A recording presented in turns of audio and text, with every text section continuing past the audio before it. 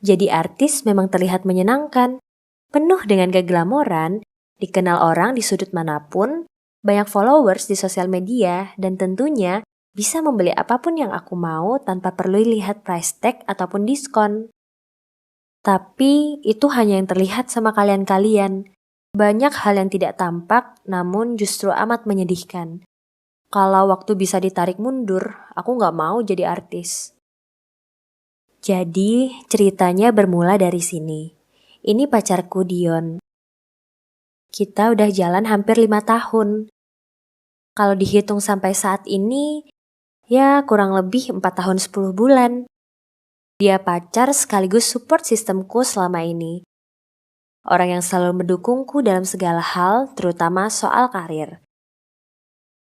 Dari kecil, aku suka pura-pura berakting di depan kaca, berjalan bak model, membayangkan suatu hari nanti aku bisa jadi artis yang disukai dan digemari banyak orang. Ternyata hal itu kebawa sampai aku dewasa. Aku rajin mengikuti casting, dari PH satu ke PH yang lain, aku memutuskan untuk tidak kuliah demi mengejar mimpiku. Aku tahu untuk jadi artis itu tidak hanya modal tampang, tapi juga bakat. Dion salah satu orang yang yakin bahwa di balik kecantikanku, aku juga memiliki bakat yang luar biasa. Dan hal itu aku sangat sadari. Hingga pada akhirnya, keberuntungan itu datang padaku. Aku lolos di salah satu casting FTV di sebuah perusahaan besar di Bilangan, Jakarta Selatan. Dion orang pertama yang aku peluk. Mimpiku akhirnya dikabulkan Tuhan.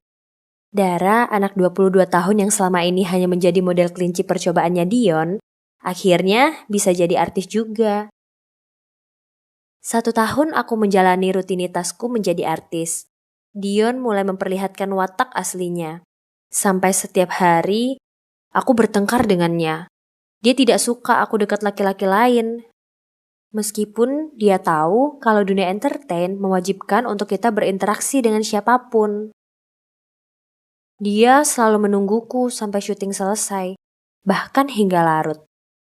Dia juga selalu mengecek kolom chatku hanya untuk memastikan aku tidak menjalin kontak dengan laki-laki lain selain dirinya. Bukan itu aja, dia menjemputku setiap pagi di depan rumah. Dikala aku membuka mata dan membuka gorden kamar, Dion sudah terlihat duduk di atas motornya. Aku rasa hubungan kami mulai tidak sehat. Aku merasa terkekang. Aku tidak memiliki ruang gerak yang bebas dengan orang lain. Pada suatu hari, aku izin dengan produser untuk tidak syuting hari ini. Badan kurang bersahabat. Aku seharian hanya terbaring di tempat tidur. Sebuah pesan singkat masuk seolah menjadi suntikan semangat buatku. Ya, itu pesan singkat dari Adrian, lawan main di lokasi syutingku. Gak lama, sebuah klakson mobil mengagetkanku. Saat buka gorden kamar, aku melihat Adrian sudah melambaikan tangannya di depan mobil sambil tersenyum. Aku beranjak dari tempat tidur dan keluar rumah menemuinya. "Kamu udah sehat?" tanyanya sambil memelukku. Aku balas pelukan itu sambil aku bilang, "Langsung sehat pas kamu datang." Saat itu, rasa sakitku hilang seketika. Keesokannya, aku bangun dengan badan yang cukup fit. Namun, aku melihat keanehan. Tidak kulihat lagi motor Dion di depan rumahku, tidak seperti biasanya. Tapi hal itu justru membuatku senang. Berharap semoga dia sudah bosan dengan sikapnya yang overprotective. Sesampainya di lokasi syuting, aku melihat keributan dari dalam taksi yang kutumpangi. Samar-samar dari kejauhan, aku melihat Dion, dia memukuli Adrian. "Gue gak peduli lu artis, lu mau penjarain gue gak takut. Lu mending mati." Suara itu yang aku dengar dengan jelas.